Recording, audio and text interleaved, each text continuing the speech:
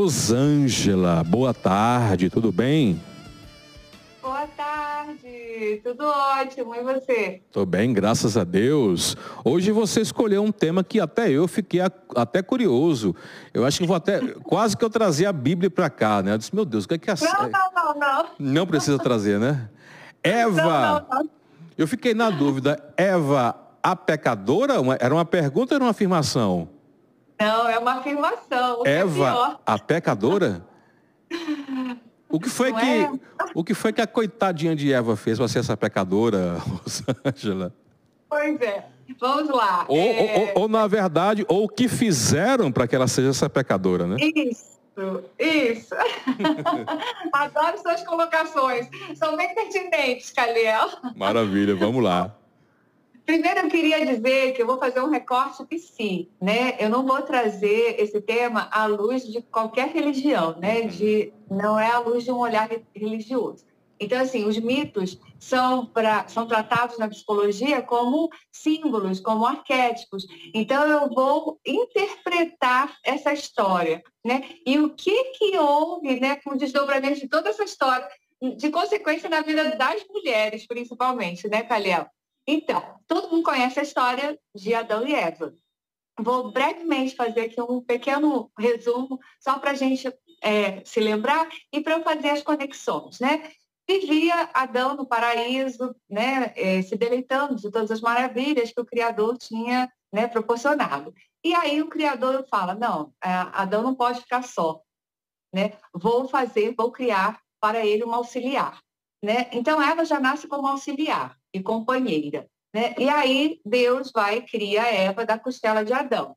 Então ela já nasce auxiliar, companheira, submetida, né? Ou seja, dependente, né? Já com uma condição de não igualdade, né? Já nasceu de forma diferente. E aí eles vivem no paraíso, felizes e contentes, o dia todo. Mas Deus fala, só não pode comer da árvore do conhecimento, aquela que está no meio do paraíso, né? Você não pode comer aquele fruto, é proibido. Aí aparece a serpente, né? E a serpente, eu não vou falar muito dela hoje, vou deixar, porque isso é uma trilogia. Eva, Maria e Lilith. Vou deixar para falar da serpente no episódio da Lilith. E aparece a serpente que vai seduzir Eva e fala para ela, olha, você pode comer do fruto. Se você quer se tornar Deus, você prova do fruto porque você vai se tornar como Deus. Ou seja, Eva vai, come o fruto, dá para o Adão, e a partir desse momento eles se percebem nus, né? Cobrem o seu corpo, têm vergonha de Deus, que vinha toda tarde no paraíso para encontrá-los, e Deus percebe que eles comeram do fruto e a consequência disso é a expulsão do paraíso. Bom, resumo do resumo do resumo. O que eu quero dizer com tudo isso? O que aconteceu de fato simbolicamente e que hoje repercute não só nas mentes, na psique das mulheres, mas também dos homens, do masculino, né? A grande questão que permeia tudo isso é a sexualidade, certo, Caliel? Ou seja, quando, primeiro, Eva ela é tentada pela serpente para comer do fruto, ela é movida por uma pulsão, que a gente chama na psicanálise, né? Freud chamou de pulsão epistemofílica. Tem nome difícil, mas é fácil. É o desejo de conhecer. Lembra que eu sempre falo, o ser humano ele quer aprender, ele quer conhecer. E Eva foi viver essa experiência. A partir do momento que ela come o fruto, ela perde uma coisa muito importante, que é a conexão com o sagrado. O paraíso, ele simboliza o todo, o sagrado, a comunhão com o sagrado. Quando ela come o fruto, eles comem o fruto, né? Ela se desconecta desse sagrado e tem a consciência do eu. Então, ela sai da condição de uno, de todo, e passa a viver um e outro, a dualidade. É o princípio da dualidade. E aí começa a noção de eu, e ela vai aprender coisas, né, da vida mundana, da vida humana. Qual é a grande questão aí, Caliel? O que traz o maior problema? O sexo ficou visto como uma coisa impura, suja, pecadora. Ou seja, o sexo, como o corpo, foi separado do sagrado. Então, com a dualidade, o corpo se separou da alma.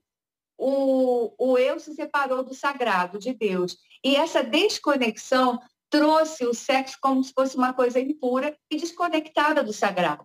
E a gente sabe, né, e existem várias escolas por aí que nos ensinam, através da nossa sexualidade, a transcender, ou seja, se conectar com o sagrado. O próprio orgasmo, né, ele é uma conexão com o todo, você tem a sensação do todo.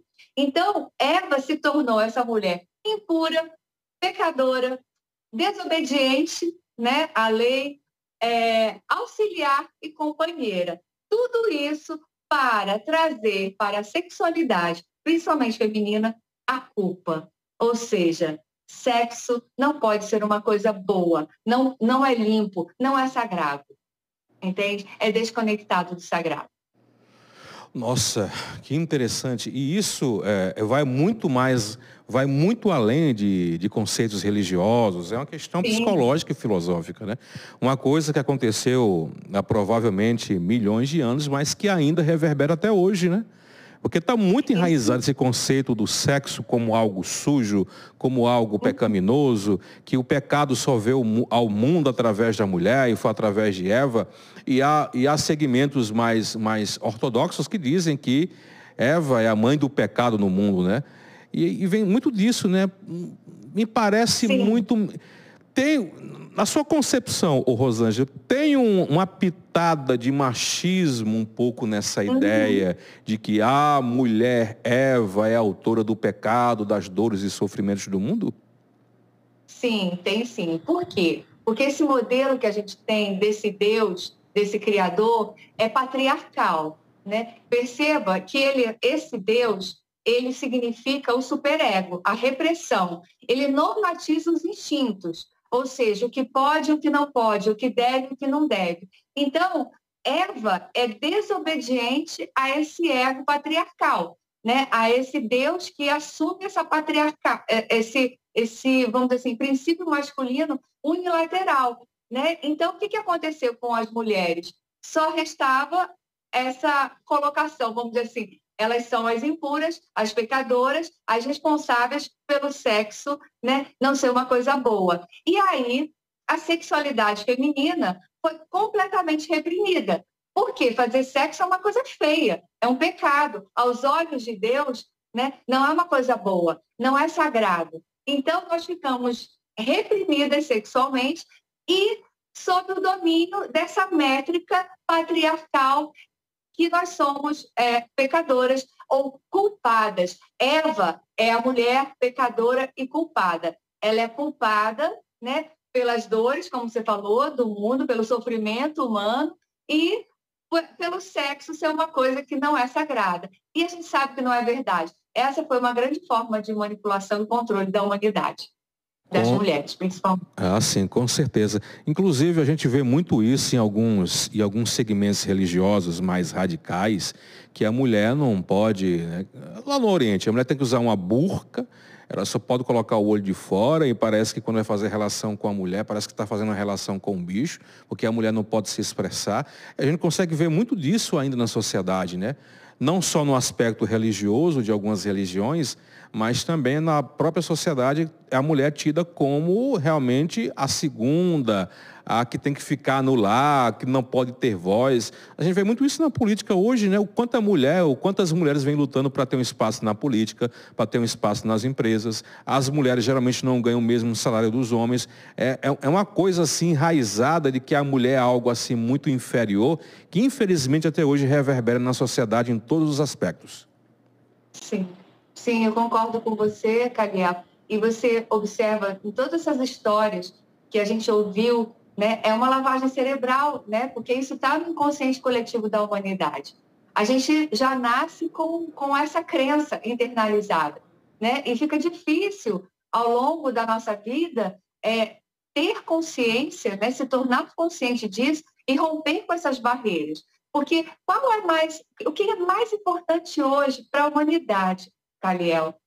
Hoje, o que é mais importante para os seres humanos é resgatar o princípio feminino, ou seja, nossa capacidade de sentir, de lidar com o sentimento. Porque quando a gente lida com o nosso sentimento, a gente tem empatia com o outro, a gente entende que somos todos um, e o que a gente quer para a gente quer para o outro. Então, isso vai equalizar muito mais a humanidade, vai trazer um equilíbrio que nós perdemos, justamente por conta dessa unilateralização do patriarcado.